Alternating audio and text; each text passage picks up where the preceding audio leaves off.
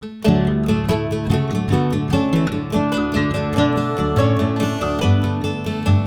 And welcome to Saranya kitchen. இன்னைக்கு நம்ம வந்து பெப்பர் சிக்கன் ரெஸ்டாரண்ட் ஸ்டைல்லே வீட்டில் எப்படி பண்ணுறது நம்ம பார்க்க போகிறோம்.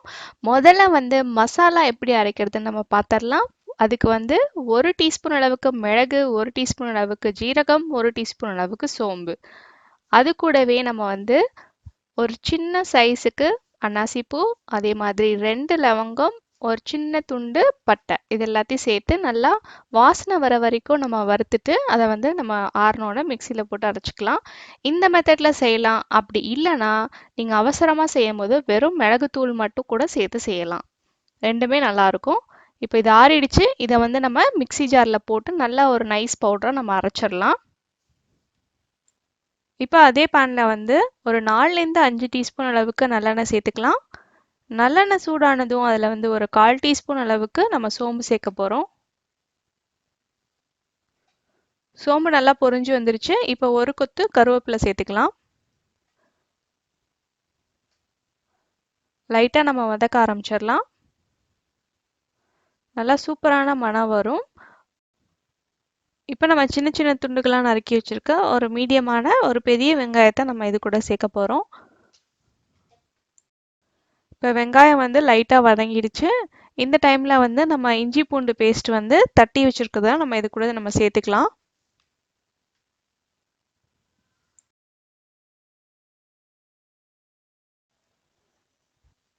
இப்போ இந்த இஞ்சி பூண்டோட பச்சை வாசனை போகிற வரைக்கும் நம்ம வந்து வதக்கணும். வாஷ் பண்ணி வச்சுருக்கிற சிக்கன் பீசஸை நம்ம சேர்க்க போகிறோம்.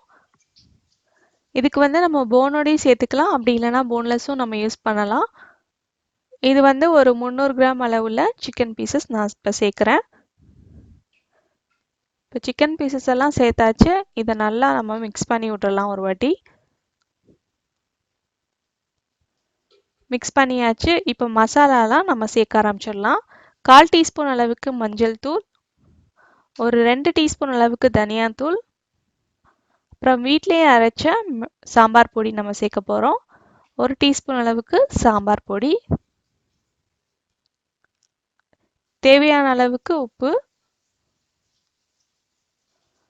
அப்புறம் நம்ம அரைச்சி வச்சிருக்கிற அந்த பவுடரையும் நம்ம சேர்த்துடலாம். மிளகு, ஜீரகம், சோம்பு அதெல்லாம் சேர்த்து அரைச்சதை நம்ம இப்போ சேர்க்க போகிறோம். சேர்த்தாச்சு. இப்போ இது எல்லாத்தையும் நல்லா மிக்ஸ் பண்ணிவிட்டு இப்போ இந்த சிக்கன் பீசஸ்லாம் வந்து மசாலாலாம் நல்லா கோட் ஆகிருக்கு. இந்த டைமில் வந்து நம்ம 1/2 கிளாஸ் அளவுக்கு தண்ணி ஆட் பண்ணிக்கலாம். ஆட் பண்ணிவிட்டு நம்ம சிக்கன் பீசஸை வந்து வேக வைக்க போகிறோம்.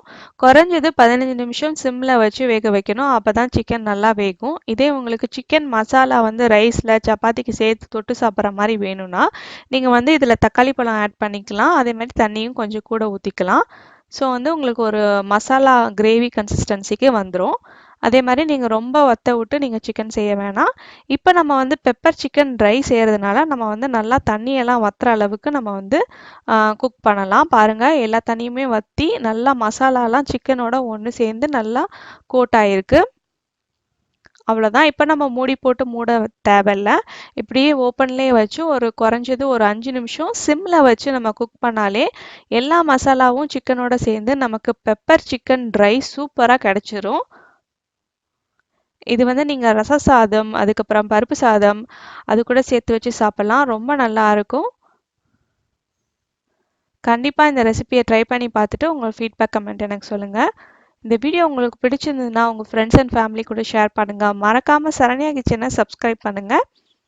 ஸோ நம்மளோட சூப்பரான பெப்பர் சிக்கன் ரெடி ஆகிடுச்சு. லாஸ்ட்டாக நம்ம நறுக்கி வச்சுருக்க கொத்தமல்லி தலையை போட்டு நம்ம இறக்கிட வேண்டியதான். இதை வந்து நம்ம சூப்பராக நம்ம ரச சாதம், பருப்பு சாதம், அதே மாதிரி சிக்கன் குழம்பு கூட சேர்த்து வச்சு சாப்பிட்டோம்.